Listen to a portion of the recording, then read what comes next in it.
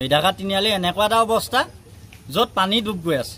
বিশেষকৈ এইটো আমাৰ তিয়ক পৌৰপতি এলেকা, তিয়ক পৌৰপতি ৱাৰ্ডৰ এইটো ৫ নম্বৰ ৱাৰ্ড।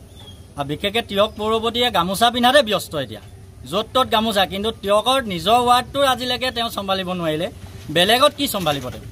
প্ৰথম কথা, আজি এইটো ৰাস্তাত আমি অহা যোৱা কৰোঁতে ময়ে আজি 4জনী ছোৱালী পাৰ কৰি দিছোঁ বাইকে, ৰাতিপুৱা ওলাই আহি। কিমান মানুহৰ কষ্ট হৈছে। আজি মহিলাসকল ওলাই আহে, মহিলাসকল আহিব নোৱাৰে খোজকাঢ়ি, ল'ৰা ছোৱালী ওলাই আহে, ল'ৰা ছোৱালীও আহিব নোৱাৰে খোজকাঢ়ি। কিন্তু সদায় যদি এনেকৈয়ে থাকে তেওঁলোক গভীৰ নিদ্ৰা, তেতিয়াহ'লে আমাৰ তিয়ক টাউনখনৰ কি উন্নতি হৈছে?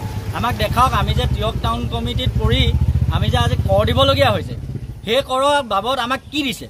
এটা ষ্ট্ৰীট লাইট দিলে, যিটো ষ্ট্ৰীট লাইটে গোটেই মিঠাঘাটখন পোহৰ কৰি দিয়ে। তিয়ক পৌৰপতিয়ে সেয়া দিলে আমাক। এটা বাল্টিং দিলেহি আমাক 60 টকা আমি মাহেকত পইচা দিব লাগে, তাৰ বদলি আমাক একো নিদিলে। আজি এইটো ড্ৰেইন থকা হ'লে আজি এনেকুৱা অৱস্থা নহয় আমাৰ। আমি আজি ৰাইজ ওলাই আহিব নালাগে, তেওঁ আগত আহি আমাক সুধিবই লাগিছিল যে আপোনালোকৰ কি হৈছে। আমি আজি কিমান কষ্টত ভুগিছোঁ।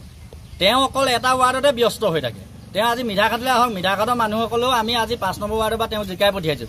তেওঁ এগৰাকী ভাল সৎ মহিলা বুলি আমি জিকাই পঠিয়াইছিলোঁ, কিন্তু আজি জিকাই আমাৰ ইয়াক আমি ভুগিছোঁ। আজি এনেকুৱা এটা পৰিস্থিতি বাধ্য কৰিছে আমাক। কি কয় কমপ্লেইন দিলে তেওঁলোকে আহিব কৰিব, ড্ৰেইন বনাব। আজি 3 বছৰ হৈ গ'ল, ড্ৰেইন নাই এতিয়ালৈকে। তেওঁ আৰু 2 বছৰ আছে। তেওঁ মানে এনেকুৱা হৈছে, আজি 5 বছৰৰ কাৰণে তেওঁক আমি উঠাই দিলোঁ, তেওঁক গোটাই লৈছে, 5 বছৰৰ পিছত তেওঁক খাব। সেয়াহে হৈছেগৈ এতিয়া। তাৰ আহ্বান আমি এটাই জানো, আমাৰ ৰাস্তাটো ভাল কৰি দিব লাগে, ড্ৰেইন লাগে। প্ৰথম আমাক পানী নাইকিয়া কৰি দিব লাগে। আমাকতো কৰ দিছোঁ, আমি কৰ দিব লাগে, আমি পৌৰসভাক কৰ দিছোঁ। তাৰ বিনিময়ত আমাৰ ৰাস্তাটোকে আগধৰি ভাল কৰি দেখুৱাই দিয়ক, তাৰ বাহিৰে আমাক একো নালাগে।